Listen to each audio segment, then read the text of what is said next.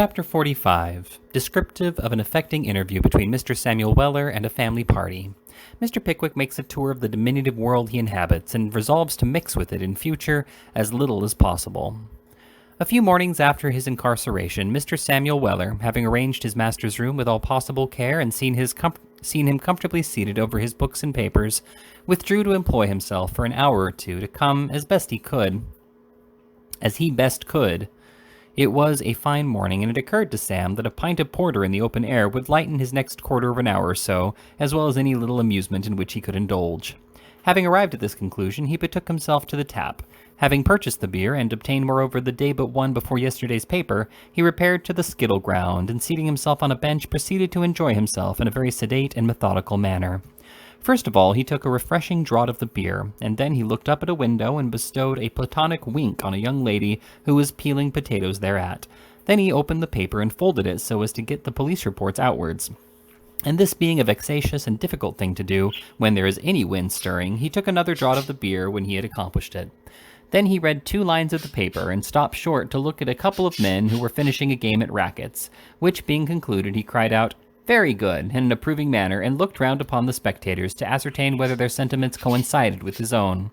This involved the necessity of looking up at the window also, and as the young lady was still there, it was an act of common politeness to wink again, and to drink to her good health in dumb show, in another draught of the beer, which Sam did, and having frowned hideously upon a small boy who had noted this latter proceeding with open eyes, he threw one leg over the other, and, holding the newspaper in both hands, began to read in real earnest. He had hardly composed himself into the needful state of abstraction when he thought he had heard his own name proclaimed in some distant passage. Nor was he mistaken, for it quickly passed from mouth to mouth, and in a few seconds the air teemed with shouts of, "Weller!" "Here!" roared Sam in a stentorian voice. "What's the matter? Who wants him? Has an express come to say that his country house is afire?" "Somebody wants you in the hall," said a man who was standing by. "Just mind that there paper in the pot, old feller, will you?" said Sam. "I'm comin'." Blessed if they was a-callin' me to the bar, they couldn't make more noise about it. Accompanying these words with a gentle rap on the head of the young gentleman before noticed, who, unconscious of his close vicinity to the person in request, was screaming, "Weller!" with all his might, Sam hastened across the ground and ran up the steps into the hall. Here the first object that met his eyes was his beloved father, sitting on a bottom stair with his hat in his hand, shouting out, "Weller!" in his very loudest tone at half-minute intervals.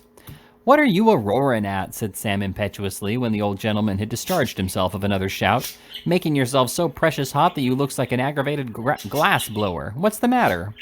"Aha!" replied the old gentleman. "I begin to be afeard that you'd gone for a walk round the Regency Park, Sammy." "Come," said Sam, "none of them taunts against the victim of avarice, and come off that there step.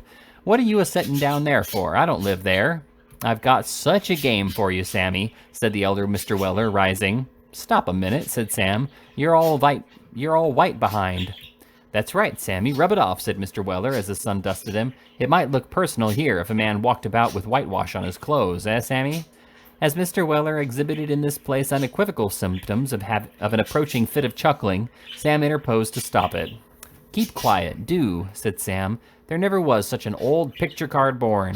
What are you bustin' with now?" "Sammy," said Mr. Weller, wiping his forehead, "I'm afraid that one of these days I shall laugh at myself into an apoplexy, my boy." "An apoplexy, my boy." "Well, then, what do you do it for?" said Sam. "Now then, what have you got to say?" "Who do you think's come here with me, Samuel?" said Mr. Weller, drawing back a pace or two, pursing up his mouth and extending his eyebrows. "Pell?" said Sam. Mr. Weller shook his head, and his red cheeks expanded with the laughter that he was endeavoring to find a vent. "Model-faced man, perhaps?" asked Sam. Again Mr. Weller shook his head. "Who, then?" asked Sam. "Your mother-in-law," said Mr. Weller, and it was lucky he did say it, or his cheeks must inevitably have cracked from their most unnatural distension. "Your mother-in-law, Sammy," said Mr. Weller, "and the red-nosed man, my boy, and the red-nosed man. Ho, ho, ho." With this, Mr. Weller launched into convulsions of laughter, while Sam regarded him with a broad grin gradually overspreading his whole countenance. "They've come to have a little serious talk with you, Samuel," said Mr. Weller, wiping his eyes. "Don't let out nothing about the unnatural creditor, Sammy." "What, don't they know who it is?" inquired Sam. "Not a bit on it," replied his father. "Where are they?" said Sam, reciprocating all the old gentleman's grins. "In the snuggery," rejoined Mr. Weller. "Catch the red-nosed man a-going anywhere but where the liquors is. Not he, Samuel, not he. We'd a very pleasant ride along the road from the Marquee this morning." "Sammy," said Mr. Weller when he felt himself equal to the task of speaking in an articulate manner, "I drove the old piebald in that there little chay-cart as belonged to your mother-in-law's first renter, into which an armchair was lifted for the shepherd, and I'm blessed," said Mr. Weller with a look of deep scorn, "I'm blessed if they didn't bring a portable flight of steps out into the road in front of our door for him to get up by." "You don't mean that," said Sam. "I do mean that, Sammy," replied his father, "and I wish you could have seen how tight he held on by the sides when he did get up, as if he was afraid of being precipitated down full 6 foot and dashed into a million atoms. He tumbled in at last, however, and away we went, and I rather think, Samuel, that he found himself a little jolted when he turned the corners." "What, I suppose you happened to drive up against a post or two," said Sam. "I'm afraid," replied Mr. Weller in a rapture of winks, "I'm afraid I took 1 or 2 of 'em, Sammy. He was a-flying out of the armchair all the way." Here the old gentleman shook his head from side to side, and was seized with a hoarse internal rumbling, accompanied with a violent swelling of the countenance, and a sudden increase in the breadth of all his features, symptoms which alarmed his son not a little. "Don't be frightened, Sammy, don't be frightened," said the old gentleman, when by dint of much struggling and various convulsive stamps upon the ground, he had recovered his voice. "It's only a kind of quiet laugh as I'm a-trying to come, Sammy." "Well, if that's what it is," said Sam, "you'd better not try to come it again. You'll find it rather a dangerous invention." "Don't you like it, Sammy?" inquired the old gentleman. "Not at all," replied Sam. "Well," said Mr. Weller, with the tears still running down his cheeks, "it'd have been a very great accommodation to me if I could have done it, and I'd saved a good many words between your mother-in-law and me sometimes, but I'm afraid you're right, Sammy. It's too much in the apoplexy line, a deal too much, Samuel." This conversation brought them to the door of the snuggery, into which Sam, pausing for an instant to look over his shoulder and cast a sly leer at his respected progenitor, who was still giggling behind, at once led the way. "Mother-in-law," said Sam, politely saluting the lady, "very much obliged to you for this here visit. Shepherd, how air you?" "Oh, Samuel," said Mrs. Weller, "this is dreadful." "Not a bit on it, mum," replied Sam. "Is it, Shepherd?" Mr. Stiggins raised his hands and turned up his eyes until the whites, or rather the yellows, were alone visible, but made no reply in words. "Is this here gentleman troubled with any painful complaint?" said Sam, looking to his mother-in-law for explanation. "The good man is grieved to see you here, Samuel," replied Mrs. Weller. "Oh, that's it, is it?" said Sam. "I was afraid, from his manner, that he might have forgotten to take pepper with that there last cucumber he ate." "Sit down, sir. We make no extra charge for sitting down, as the king remarked when he blowed up his ministers." "Young man," said Mr. Stiggins ostentatiously, "I fear you were not softened by imprisonment." "Beg your pardon, sir," replied Sam. "What was you graciously pleased to observe?" "I apprehend, young man, that your nature is no softer after this chastening," said Mr. Stiggins in a loud voice. "Sir," replied Sam, "you're very kind to say so. I hope my nature is not a soft one, sir. Very much obliged to you for your good opinion, sir." At this point of the conversation, a sound, indecorously approaching to a laugh, was heard to proceed from the chair in which the elder Mr. Weller was seated, upon which Mrs. Weller, on a hasty consideration of all the circumstances of the case, considered it her bounden duty to become gradually hysterical. "Weller," said Mrs. W., the old gentleman was seated in a corner, "Weller, come forth." "Very much obliged to you, my dear," replied Mr. Weller, "but I'm quite comfortable where I am." Upon this, Mrs. Weller burst into tears. "What's gone wrong, Mom?" said Sam. "Oh, Samuel," replied Mrs. Weller, "your father makes me wretched. Will nothing do him good?" "Do you hear this here?" said Sam. "Lady wants to know whether nothing'll do you good." "Very much indebted to Mrs. Weller for her polite inquiry, Sammy," replied the old gentleman. "I think a pipe would benefit me a good deal. Could I be accommodated, Sammy?" Here Mrs. Weller let fall some more tears, and Mr. Stiggins groaned. Here's this unfortunate gentleman took ill again," said Sam, looking round. "Where do you feel it now, sir?" "In the same place, young man," rejoined Mr. Stiggins, "in the same place." "Where may that be, sir?" inquired Sam, with great outward simplicity. "In the bosom, young man," replied Mr. Stiggins, placing his umbrella on his waistcoat.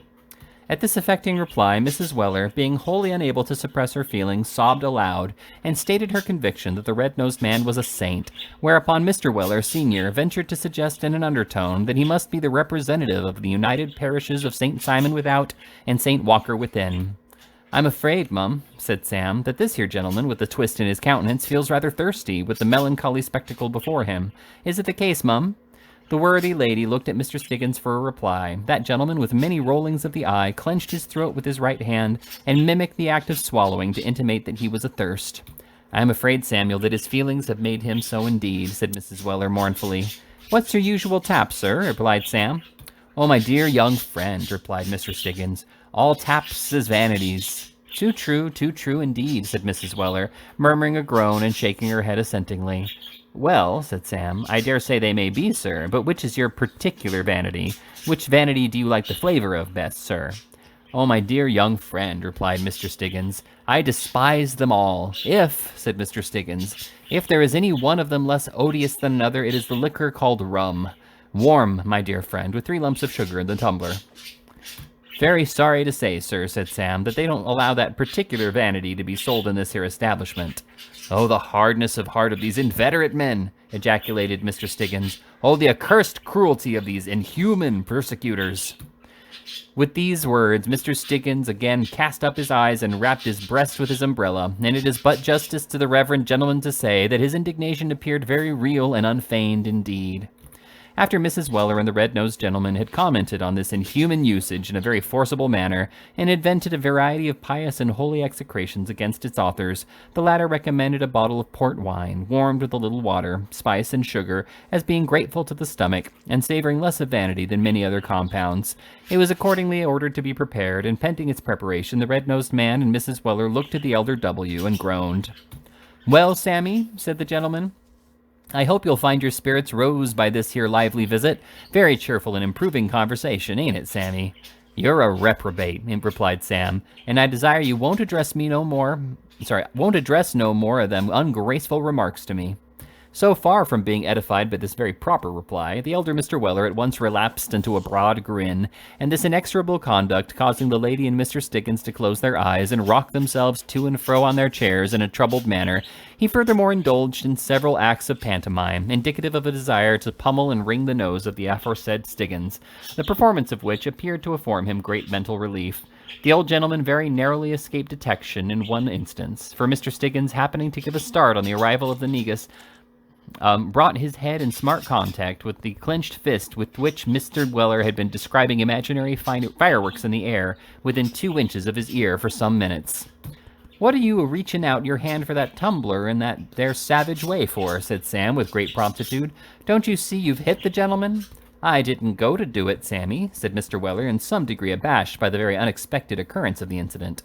"Try an inward application, sir," said Sam, as the red-nosed gentleman rubbed his head with a rueful visage. "What do you think of that for a go of vanity? Warm, sir?" Sorry. Mr. Stiggins made no verbal answer, but his manner was expressive. He tasted the contents of the glass which Sam had placed in his hand, put his umbrella on the floor, and tasted it again, passing his hand placidly across his stomach 2 or thrice. He then drank the whole at a breath, and smacking his lips, held out the tumbler for more.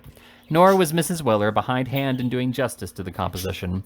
The good lady began by protesting that she couldn't touch a drop, then took a small drop, then a large drop, then a great many drops, and her feelings being of the nature of those substances which are powerfully affected by the application of strong waters, she dropped a tear with every drop of negus, and so got on, melting the feelings down, until at last she had arrived at a very pathetic and decent pitch of misery.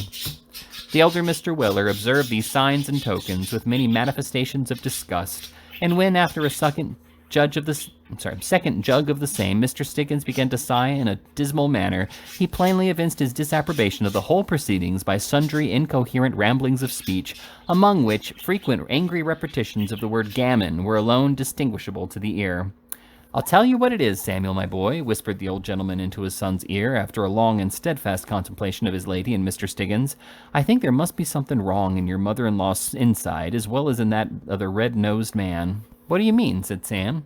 "I mean this here, Sammy," replied the old gentleman.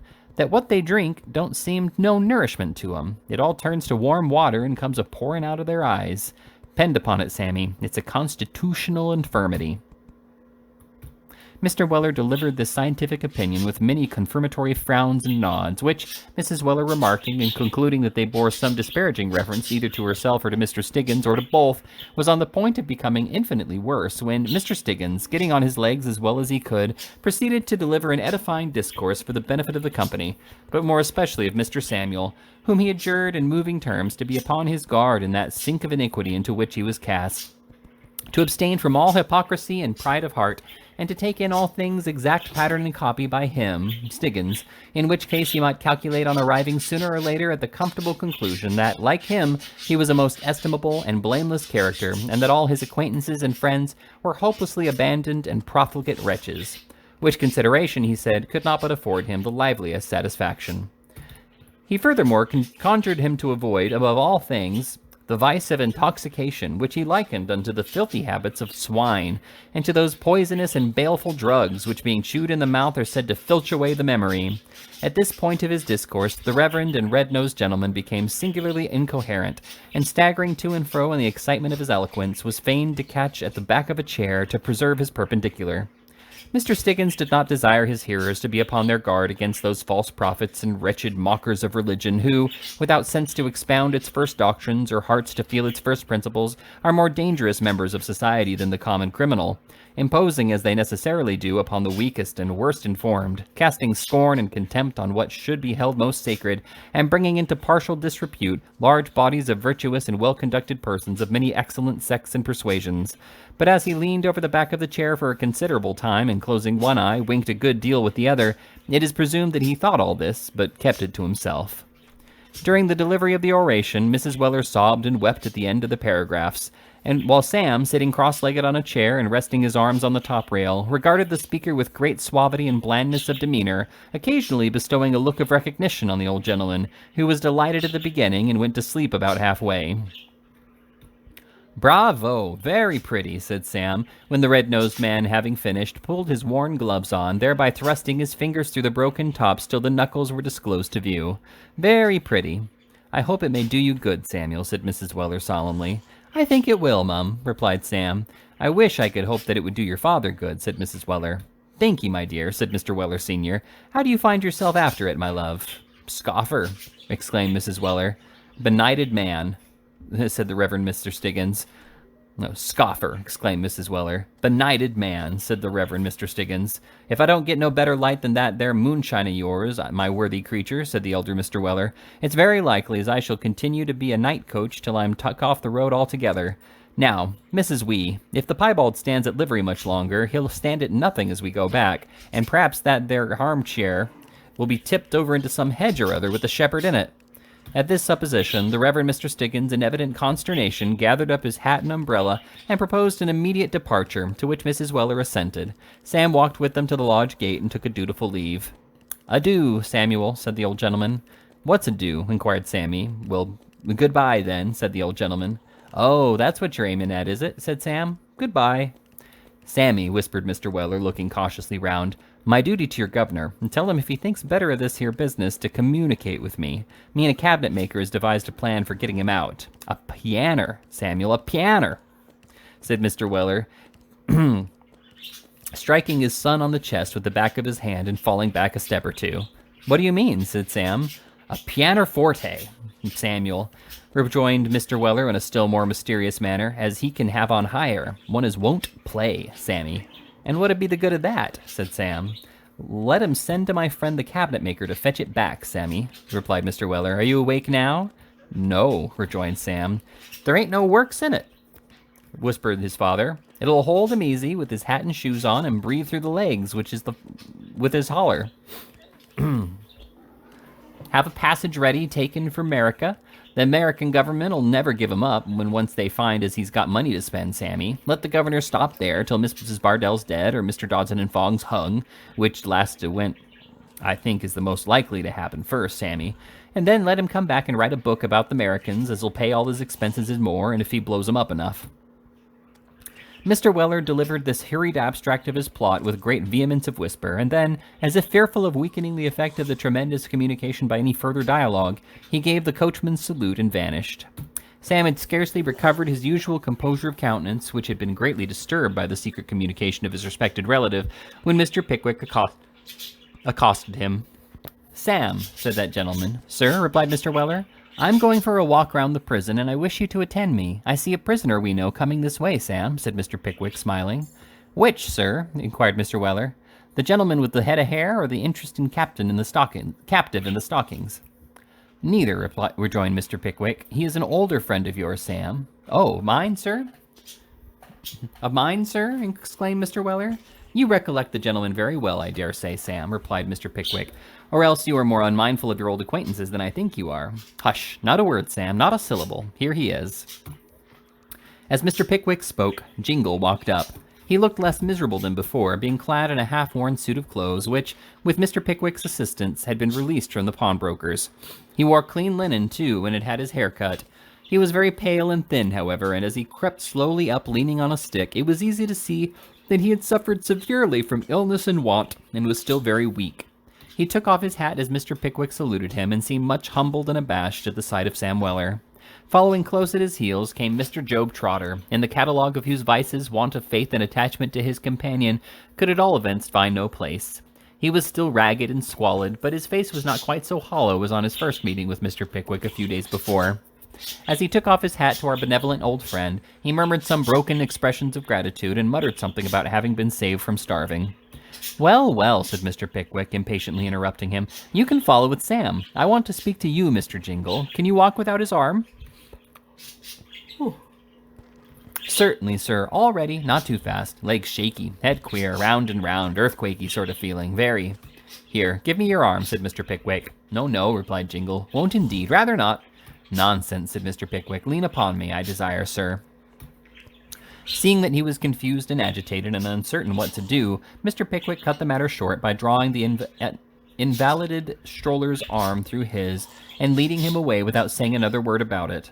During the whole of this time, the countenance of Mr. Samuel Weller had exhibited an expression of the most overwhelming and absorbing astonishment that the imagination can portray. After looking from Job to Jingle and from Jingle to Job in profound silence, he softly ejaculated the words, "Well, I am danged," which he repeated at least a score of times, after which exertion he appeared wholly bereft of speech, and again cast his eyes first upon the one and then upon the other in mute perplexity and bewilderment. "Now, Sam," said Mr. Pickwick, looking back. "I'm a-comin', sir," replied Mr. Weller, mechanically following his master, and still he lifted not his eyes from Mr. Job Trotter, who walked at his side in silence. Job kept his eyes fixed on the ground for some time. Sam, with his glued to Job's countenance, ran up against the people who were walking about and fell over little children and stumbled against steps and railings without appearing at all sensible of it until Job, looking stealthily up, said, "How do you do, Mr. Weller?" "It is him!" exclaimed Sam, and having established Job's identity beyond all doubt, he smote his leg and vented his feelings in a long, shrill whistle. "Things has altered with me, sir," said Job. "I should think they had," exclaimed Mr. Weller, surveying his companion's rags with undisguised wonder. "This is rather a change for the worse, Mr. Trotter, as the gentleman said when he got 2 doubtful shillings and 6 worth of pocket pieces for a good half-crown." "It is indeed," replied Job, shaking his head. "There is no deception now, Mr. Weller." "Tears," said Job, with a look of momentary slyness. "Tears are not the only proofs of distress, nor the best ones." "No, they ain't," replied Sam expressively. "They may be put on, Mr. Weller," said Job. "I know they may," said Sam. "Some people, indeed, has 'em always ready laid on, and can pull out the plug whenever they likes." "Yes," replied Job, "but these sort of things are not so easily counterfeited, Mr. Weller, and it is a more painful process to get them up." As he spoke, he pointed to his sallow, sunken cheeks, and drawing up his coat sleeve, disclosed an arm which looked as if the bone could be broken at a touch, so sharp and brittle did it appear beneath its thin covering of flesh. "What have you been a-doing to yourself?" said Sam, recoiling. "Nothing," replied Job. "Nothing?" echoed Sam. "I have been doing nothing for many weeks past," said Job, "and eating and drinking almost as little." Sam took one comprehensive glance at Mr. Trotter's thin face and wretched apparel, and then, seizing him by the arm, commenced dragging him away with great violence. "Where are you going, Mr. Weller?" said Job, vainly struggling in the powerful grasp of his old enemy. "Come on," said Sam, "come on." He deigned no further explanation till they reached the tap, and then called for a pot of porter, which was speedily produced. "Now," said Sam, "drink that up, every drop of it, and then turn the pot upside down to let me see you've took the medicine. "But my dear Mr. Weller," remonstrated Job. "Down with it," said Sam peremptorily. Thus admonished, Mr. Trotter raised the pot to his lips, and by gentle and almost imperceptible degrees tilted it into the air. He paused once, and only once, to draw a long breath, but without raising his face from the vessel, which, in a few moments thereafter, he held out at arm's length, bottom upward. Nothing fell upon the ground but a few particles of froth, which slowly detached themselves from the rim and trickled lazily down. "Well done," said Sam. "How do you find yourself after it?" "Better, sir. I think I am better," responded Job. "Of course you are," said Sam argumentatively. "It's like putting gas in a balloon. I can see with the naked eye that you get stouter under the operation. What do you say to another of the same dimensions?" "I would rather not. I am much obliged to you, sir," replied Job. "Much rather not." "Well, then, what do you say to some victuals?" inquired Sam. "Thanks to your worthy governor, sir," said Mr. Trotter, "we have half a leg of mutton, baked at 3:15, with the potatoes under it to save boiling." "What? Has he been a-providing for you?" asked Sam emphatically. "He has, sir," replied Job. "More than that, Mr. Weller, my master being very ill, he got us a room, we were in a kennel before, and paid for it, sir, and come to look at us at night when nobody should know. Mr. Weller," said Job, with real tears in his eyes, for once, "I could serve that gentleman till I fell down dead at his feet." "I say," said Sam, "I'll trouble you, my friend, none of that." Job Trotter looked amazed. "None of that, I say, young feller," repeated Sam firmly. "No man serves him but me. And now we're upon it, I'll let you into another secret besides that," said Sam as he paid for the beer. "I never heard, mind you, or read of in storybooks, nor saw in pictures, any angel in tights and gaiters, not even in spectacles, as I remember, though that may have been done for anything, I know to the contrary. But mark my words, Job Trotter, he's a regular, thoroughbred angel for all that, and let me see the man as ventures to tell me he knows a better one." With this defiance, Mr. Weller buttoned up his change in a side pocket, and with many confirmatory nods and gestures by the way, proceeded in search of the subject of discourse. They found Mr. Pickwick in company with Jingle, talking very earnestly, and not bestowing a look on the groups who were congregated on the racket ground. They were very motley groups, too, and worth the looking at, if it were only in idle curiosity. "Well," said Mr. Pickwick, as Sam and his companion drew nigh, "you will see how your health becomes, and think about it meanwhile. Make the statement out for me when you feel yourself equal to the task, and I will discuss the subject with you when I have considered it. Now go to your room. You are tired and not strong enough to be out long." Mr. Alfred Jingle, without one spark of his old animation, with nothing even of the dismal gaiety which he had assumed when Mr. Pickwick first stumbled on him in his misery, bowed low without speaking, and motioning to Job not to follow him just yet, crept slowly away. "Curious scene this, is it not, Sam?" said Mr. Pickwick, looking good-humoredly round. "Very much so, sir," replied Sam. "Wonders will never cease," added Sam, speaking to himself.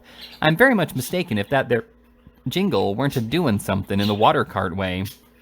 The area formed by the wall in that part of the fleet in which Mr. Pickwick stood was just wide enough to make a good racket court, one side being formed, of course, by the wall itself, and the other by that portion of the prison which looked, or rather would have looked, but for the wall, towards St. Paul's Cathedral. Sauntering or sitting about in every possible attitude of listless idleness were a great number of debtors, the major part of whom were waiting in prison until their day of going up before the insolvent court should arrive, while others had been remanded for various terms, which they were idling away as best as they could. Some were shabby, some were smart, many dirty, a few clean, but they all lounged and loitered and slunk about with as little spirit or purpose as the beasts in a menagerie.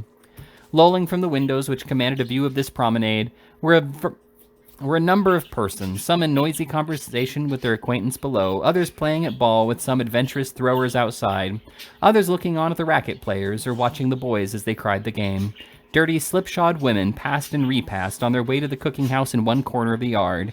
Children screamed and fought and played together in another. The tumbling of the skittles and the shouts of the players mingled perpetually with these and 100 other sounds, and all was noise and tumult, save in a little miserable shed a few yards off, where lay, all quiet and ghastly, the body of the Chancery prisoner who had died the night before, awaiting the mockery of an inquest. The body, it is the lawyer's term for the restless whirling mass of cares and anxieties, affections, hopes and griefs that make up the living man. The law had his body, and there it lay, clothed in grave clothes, an awful witness to its tender mercy. "Would you like to see a whistling shop, sir?" inquired Mr. Job Trotter. "What do you mean?" was Mr. Pickwick's counter-inquiry. "A whistling shop, sir," interposed Mr. Weller. "What is that, Sam? A bird fancier's?" inquired Mr. Pickwick. "Bless your heart, no, sir," replied Job. "A whistling shop, sir, is where they sell spirits." Mr. Job Trotter briefly explained here that all persons being prohibited under heavy penalties from conveying spirits into debtors' prisons, and such commodities being highly prized by the ladies and gentlemen confined therein, it had occurred to some speculative turnkey to connive, for certain lucrative considerations, at 2 or 3 prisoners retailing the favorite article of gin for their own profit and advantage. "This plan, you see, sir, has been gradually introduced into all the prisons for debt," said Mr. Trotter. "And it has this very great advantage," said Sam, "that the turnkeys takes very good care to seize hold of everybody but them as pays 'em that attempts the villainy, and when it gets in the papers they're applauded for their vigilance, so it cuts 2 ways, frightens other people from the trade, and elevates their own characters." "Exactly so, Mr. Weller," observed Job. "Well, but are these rooms never searched to ascertain whether any spirits are concealed in them?" said Mr. Pickwick. "Certainly they are, sir," replied Sam, "but the turnkeys knows beforehand and gives the word to the whistlers, and you may whistle for it when you go to look." By this time, Job had tapped at a door, which was opened by a gentleman with an uncombed head, who bolted it after them when they had walked in, and grinned, upon which Job grinned, and Sam also, whereupon Mr. Pickwick, thinking it might be expected of him, kept on smiling to the end of the interview. The gentleman with the uncombed head appeared quite satisfied with this mute announcement of their business, and producing a flat stone bottle which might hold about a couple of quarts from beneath his bedstead, filled out 3 glasses of gin, which Job Trotter and Sam disposed of in a most workmanlike manner. "Any more?" said the whistling gentleman. "No more," replied Job Trotter. Mr. Pickwick paid, the door was unbolted, and out they came, the uncombed gentleman bestowing a friendly nod upon Mr. Roker, who happened to be passing at the moment. From this spot, Mr. Pickwick wandered all along the galleries, up and down all the staircases, and once again round the whole area of the yard. The great body of the prison population appeared to be Mivens, and Smangle, and the parson, and the butcher, and the leg over and over and over again. There were the same squalor, the same turmoil and noise, the same general characteristics in every corner, in the best and the worst alike. The whole place seemed restless and troubled, and the people were crowding and flitting to and fro, like the shadows in an uneasy dream. "I have seen enough," said Mr. Pickwick, as he threw himself into a chair in his little apartment. "My head aches with these scenes, and my heart too. Henceforth I will be a prisoner in my own room." And Mr. Pickwick steadfastly adhered to this determination. For 3 long months he remained shut up, all day, only stealing out at night to breathe the air, when the greater part of the fellow prisoners were in bed or carousing in their rooms. His health was beginning to suffer from the closeness of the confinement, but neither the often repeated entreaties of Perker and his friends, nor the still more frequently repeated warnings and admonitions of Mr. Samuel Weller, could induce him to alter one jot of his inflexible resolution.